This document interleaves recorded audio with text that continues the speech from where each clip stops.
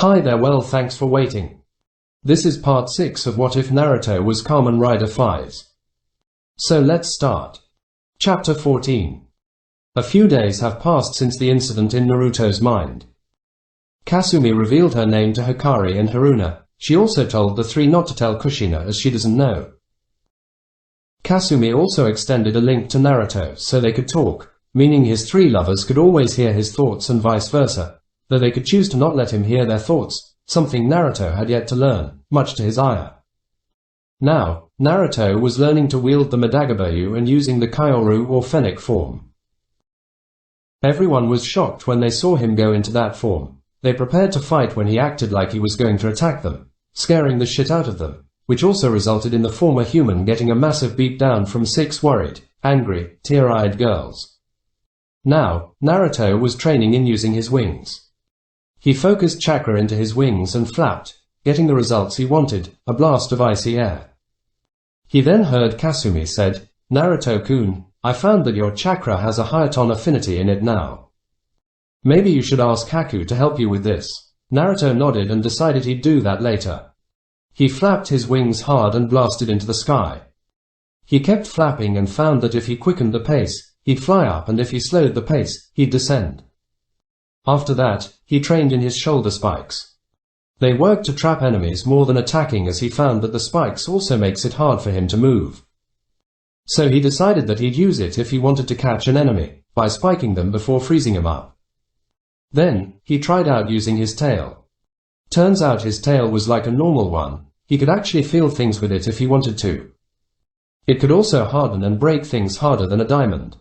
As for the Madagabayu, he found using it to be incredibly easy. It also seemed that he was the only one able to hold it, as seen when Zabuza tried to hold it, only for it to crush the man's hand.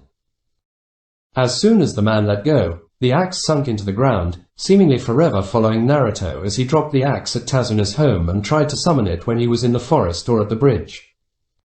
The axe could even be used as a gun, bazooka, if Naruto focused enough chakra in it. He had destroyed a huge part of an inhabitable island further from Nami when he tried it out. Speaking of the bridge, it was almost done. There was only 1 day of work left since they had raided Gato's mansion and found more than enough money to supply the bridge. Now, Naruto and Zabuza were sparring. Naruto was holding the Faiz edge, parrying blows from Zabuza. Tazuna watched from his almost completed bridge as he didn't need to do much work now, courtesy of willing villagers and 100 clones. How Naruto could fight Zabuza, who was using such a large sword with a sword so small like the Faiz edge, he will never know, nor will he ever know how could Zabuza hold such a large butcher knife-like sword. The two swordsmen yelled, "Amagiri Shinmei-ru Kenjutsu, 4 wasps." They sent several stabs at each other, cuts appearing on each other before vanishing and reappearing to stab their opponent, which was neutralized by each other's blows. They smirked as they yelled, "Amagiri Shinmei-ru Kenjutsu, 9-fanged longsword." They proceeded to slash at each other several times, each slash parrying the other. Then, a scroll dropped from the sky as Zabuza caught it. The two then heard a female voice, "It's been a long time, Zabuza-chan.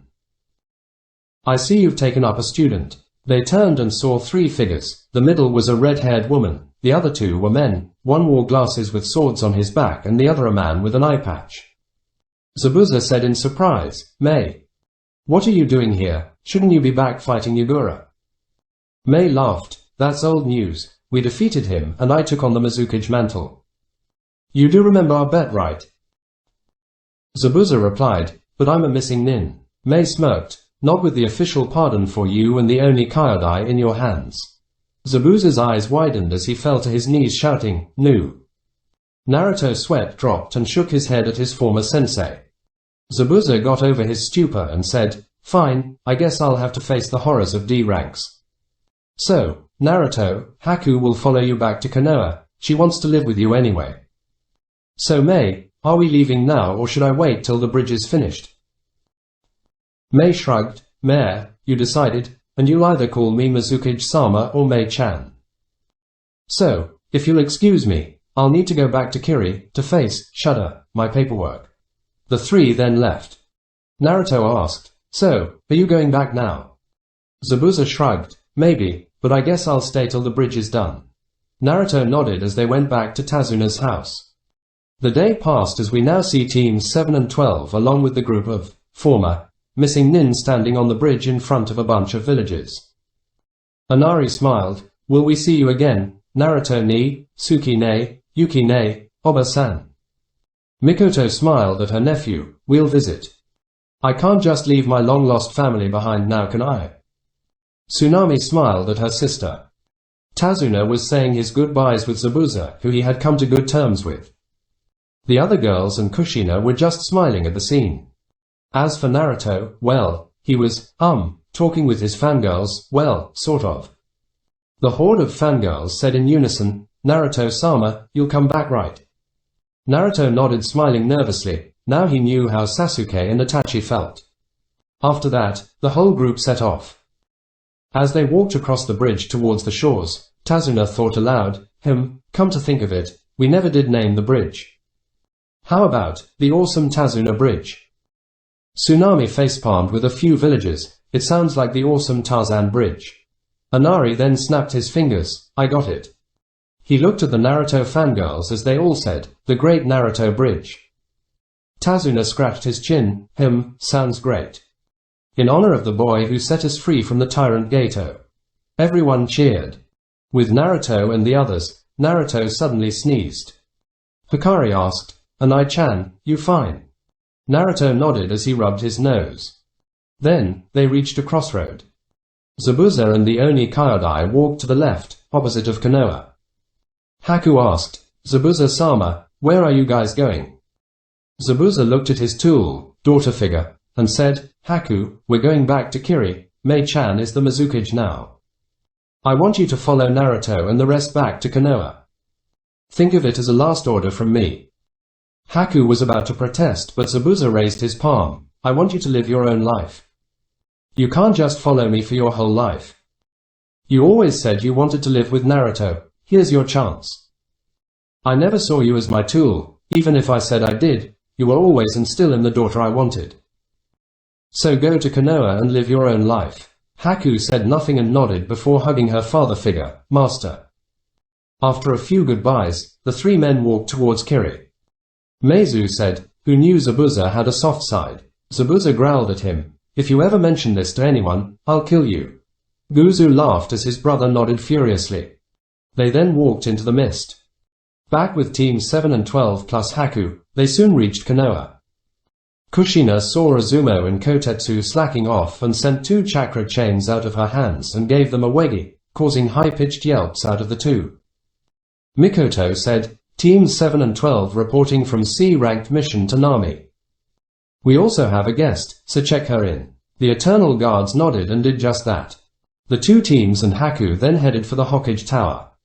They entered and gave their reports. Minato looked at his son. You were taught in Kenjutsu by Momochi Zabuza, and a ranked nuke nin after you saved him from Oinen. Naruto nodded. Minato rubbed his head. You're either stupid or the luckiest person alive. Anyway, congratulations on completing a C-turned a ranked mission and unlocking your new part of the bloodline, Naruto. So that brings us to case 2. You said your name is Yuki Haku, yes? Haku nodded. Minato continued. And you wish to join the Konoha Shinobi Corps? Haku nodded again.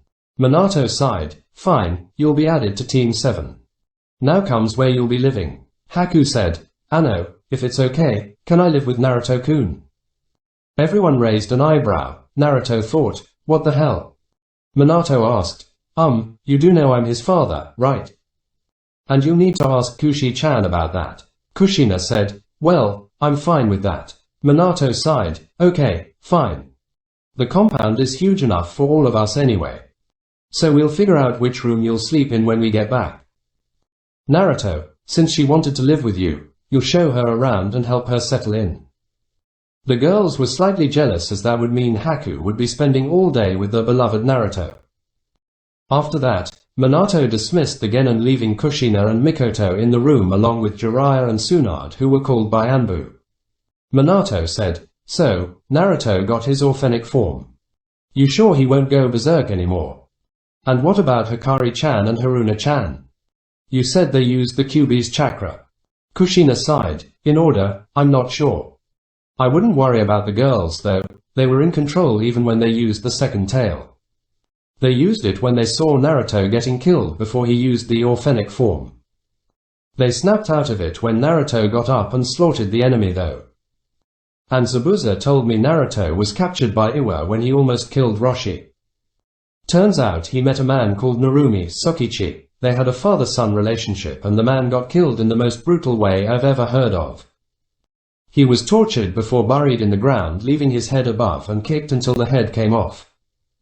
Jiraiya's eyes widened. Narumi Sokichi, as in skull Narumi Sokichi. So that's how he died. And he and Naruto had a father-son relationship.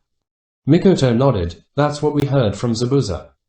Come to think of it, Naruto called Zabuza Zabuza ni as well as the Oni Kyodai his brothers. Minato groaned. What is it with Naruto when it comes to missing nin? Kushina then said, wait, what do you mean skull Narumi Sokichi? You mean this guy is the famed skull? Jiraiya nodded. Narumi Sokichi, he was once Kumo's top shinobi but went rouge after the Yondawa Raikage took the Raikage position.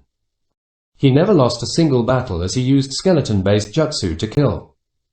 To hear him killed like that, Uwa must have did something to make him submit. They would have discussed more but an Anbu came in. Hokage-sama, the council wants you at a meeting. Several moments earlier, Naruto and the girls decided to have a snack at Ichiraku's. Now, the 7 people were having a nice meal at the store when Sakura and Sasuke walked in with Kiba at the back. Sasuke and Sakura were fed the lies of Mebuki about all kinds of stuff like they were the elites of Konoha, PFF, yeah right, etc. The civilian Kusal knew they could never turn Itachi to their side, so they settled for plan B, aka getting Sasuke on their side and one day get him to challenge his brother. Though the young Uchiha feared 3 people, his mother and sisters. Sasuke said, Yuki ne, Suki ne. The girls replied, hello, Sasuke. And don't think about challenging Naruto-kun, or you know what will happen. Sasuke paled. He remembered the last time he challenged the blonde, utter humiliation and punishment from his adoptive sisters, and they were incredibly sadistic. Sasuke nodded and left, surprising Kiba and Sakura. After the 3 left, the group of 1 boy and 6 girls decided to have a stroll. They then saw the 5 civilian boys from before harassing a few girls. They walked to them and pushed the boys away. One of them raised his hand and was about to smack Haku before Naruto grabbed the hand and broke the wrist. Naruto said, if I ever catch you doing that, you'll suffer more than just a broken wrist. The boys then ran away to their parents. Now, Minato and Kushina entered the council chambers. Minato asked, what's the meaning of this? 5 councilmen, civilian ones obviously, said, Hokage-sama, your son assaulted our sons when they were minding their own business. Kushina sighed. Minato said, we'll see what my son has to say then, Anbu. 2 Anbu appeared. Minato said, bring Naruto here, and if possible, the girls as well if they're with him. Hiyashi was annoyed. You called a meeting because your sons said Naruto assaulted them. You're wasting our time. Mebuki said, actually, Hyuga-sama. It's not a waste of time. They should know that even if they were Hokage-sama's children, they cannot attack people for minding their own business. That was bullshit. She just wanted to get back at the family. Soon, Anbu brought the group of 7 into the chambers. Minato said, Naruto, did you attack these 5 people? Naruto noticed the 5 and said, no, I did not attack them. They wanted to smack Haku-chan, so I stopped him and gave him a warning. If I attacked him, he'd have cuts or at least bruises, right? They nodded. Naruto continued, and they accused me of attacking them when they were harassing several girls, Hikari-chan, Haruna-chan, Haku-chan, Hinata-chan, Yuki-chan and Suki-chan can attest to that. As such, I want to sue them for false accusation and harassing other people. The shinobi half of the council and the elders smiled. They all thought, well played, Naruto. Minato nodded. So, are there anything else? If not, the 5 will be submitted to doing a whole week of D ranks without pay for a whole day non-stop. Dismissed. The shinobi all then left the chambers via Hiraishin, thanks to the Uzumaki Namikaze siblings and Minato. Chapter 15. A week have passed since the incident with the civilians. Several times Naruto would pass by and saw the 5 boys doing D-rank missions like washing the dishes, cleaning toilets that reeked several weeks, carrying loads, etc. He also noticed that when they did work even academy students could do with ease, they sweated like they had went for a marathon, something that made the blonde shake his head in disappointment. Naruto was walking alone as his sisters, the Uchiha sisters, Hinata and Haku, were at the hot springs with their mothers and other female Chunin. Kushina had warned Jiraiya to not peek into the female side of the hot springs this time or he'll have hell to pay. The 3 siblings laughed at their godfather when he nodded furiously, seeing Kushina's hair swinging wildly like Kasumi's tails. He then went to the training grounds and saw Kakashi training his students with Itachi. The 2 elder Sharingan users were teaching the younger one as 2 clones were teaching Sakura and Kiba each. Kakashi noticed Naruto and I smiled. "Ah, Naruto. Care to join us for training?"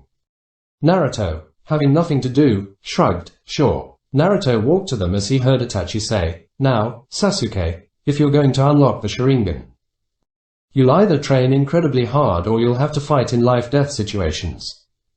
So, you ready?" Naruto piped in, "Actually, Itachi, mind if I help? I wanna see how Sasuke improved. Let him and I have an all-out spar. Killing moves allowed, but if we're very close to killing each other, you guys stop us, that okay?"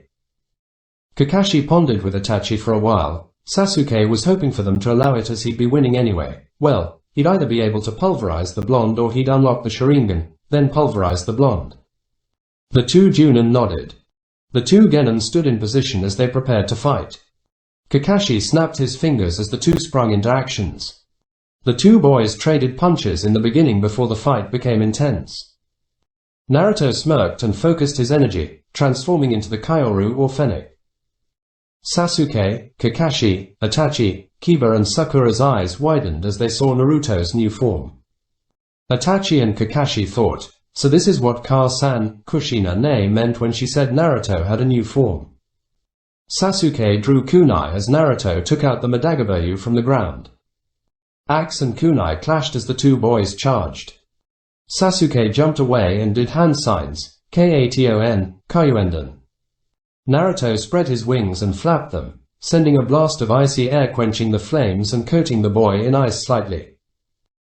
Sasuke soon found himself unable to move quickly as the ice slowed him down severely. Naruto then made his tail swing at Sasuke, who was too slow to dodge it. The tail reached closer and closer. Sasuke suddenly felt everything slow down and dodged it at the last second. Naruto smirked as he saw the Uchiha's eyes as well as Itachi and Kakashi. Naruto relaxed and said, "Well, I guess the job's done. Kakashi, I hear you have a meeting with Toussaint later with the Chunin sensei, shouldn't you be going?" Kakashi smiled, "I will, after half an hour." Naruto sighed, "If you don't go, I'll tell Ka-san where your secret stash of ICHA Golden Edition books are." Once, he accidentally found a safe box and cracked the code, finding a whole collection of golden framed ICHA. Kakashi narrowed his eyes. "You wouldn't?" Naruto smirked, "You sure? I can hear Aishin and tell her before you can do anything." Well, actually he wouldn't, since the girls and his mother were at the hot springs and doing that would be absolute suicide. Kakashi sighed, "Fine, you win. I'll see you guys later." He then shunshined towards the Hokage Tower. Itachi asked, "Isn't that meeting an hour later?" Hokage-sama gave us the time in secret after telling everyone a fake time when Kakashi was present. Naruto smirked. "That's the point." Itachi sighed and trained the genin of Team 11 as Naruto left before the males of Team 11 could challenge him or before the pink banshee could shout in high-pitched voices. With the Chunin and Minato, the blonde Hokage was saying, "So, this year's Chunin exams, who wants to enter their teams?" Kushina and Mikoto had discussed and said, "We nominate Teams 7 and 12 to enter the Chunin exams." Minato nodded as Kakashi, Kurenai, Guy and Asuma stood forward. "I nominate Team the 8th or the 9th of October 11 to enter the exams." Minato nodded as other Chunin soon nominated their teams. Then Iruka, who was helping Minato with paperwork at the moment, said, "I don't think Teams 7 to 12 have the experience to enter yet, save Team 9 of course. They just graduated a few months ago." Teams 7 and 12 I understand as they just completed an A rank, albeit the mission was supposed to be a C rank, plus they have an A ranked shinobi in the team. The others can't possibly have the experience Teams 7 and 12 have, sending them in would be suicide, especially Team 11 as the team composition is not suitable with Sakura in it. Minato chuckled. Kakashi and the others owed him 100 ryo each now. They had bet when Iruka would have an outburst about the teams not having enough experience. Minato bet after other Junin enter their teams while Kakashi, Kushina, Mikoto, Tsunade and Jiraiya had bet before. Minato said, Iruka, what you're saying is true. But think about it, they all know the dangers of the exams. The sensei are just giving him a chance. If they enter, it's their choice knowing they may die. You taught them, have faith in them. As for Team 11, well, just pray for them. You sure you're gonna risk your team and Mikoto and Fugaku's fury if their son dies? Mikoto chuckled, don't worry about it. It's his choice if Sasuke enters, Fugaku, and I won't hold it against you if he dies. He may be my adoptive son, but that's the life of shinobi. Everyone looked at her in disbelief. They all knew her protectiveness of family. Hearing her say that was extremely shocking. Minato then said, okay, so come and get the forms. Otherwise, you're dismissed. With Naruto and Haku, he was showing the ice girl around, continuing from last time since the village was big and it'd take a week if not more to show the girl around the whole village. He was bringing her to Ichirakusa's where he said to be in his own words, the best place to eat and where the food of the gods is served. Now, they were having ramen. Haku thought, this is actually good. Better than any other ramen I've had. Actually it's just because she's eating with Naruto. Soon, two Suna shinobi entered the shop, as Ayami served Naruto's fifth bowl. The male of the two Suna shinobi who was wearing a catsuit with a bandage-covered object on his back and with war paint, makeup, on his face noticed Haku.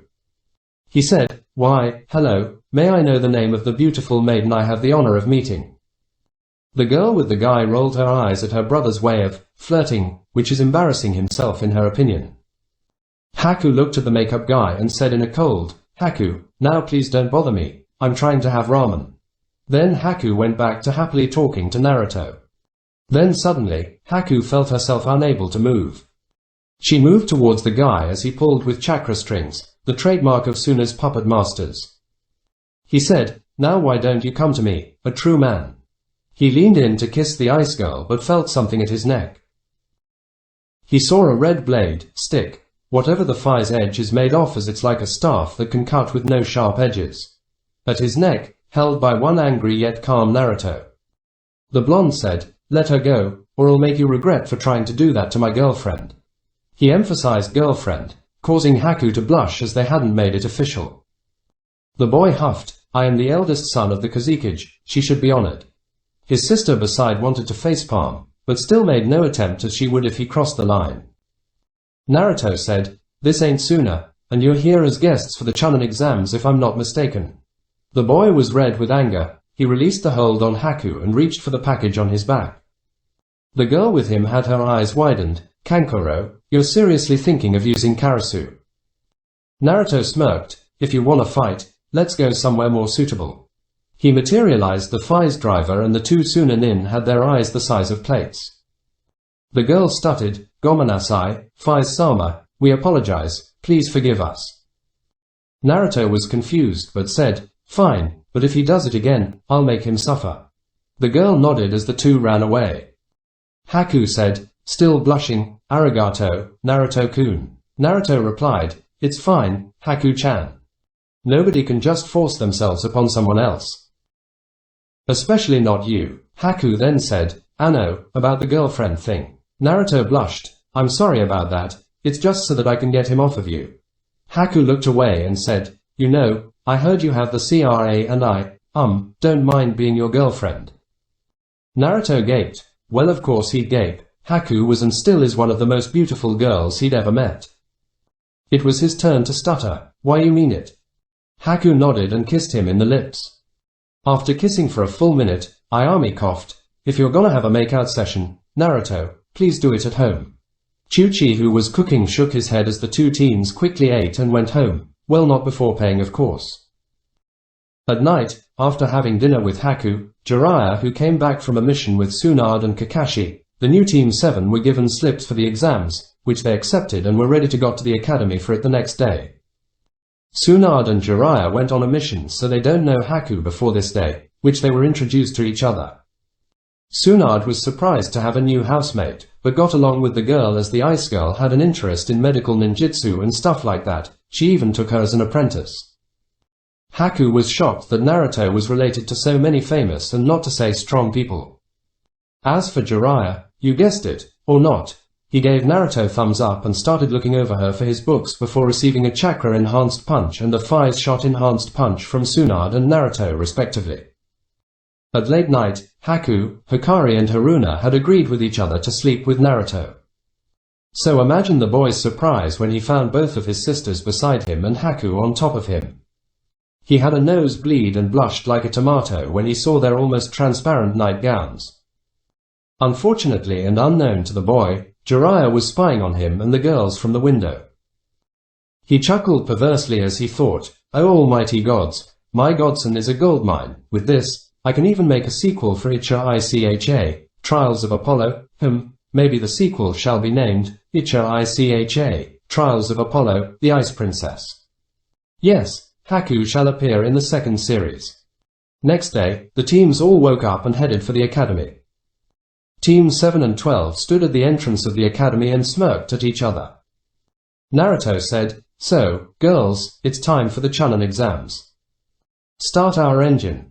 The girls smiled at their boyfriend's enthusiasm and nodded. To be continued.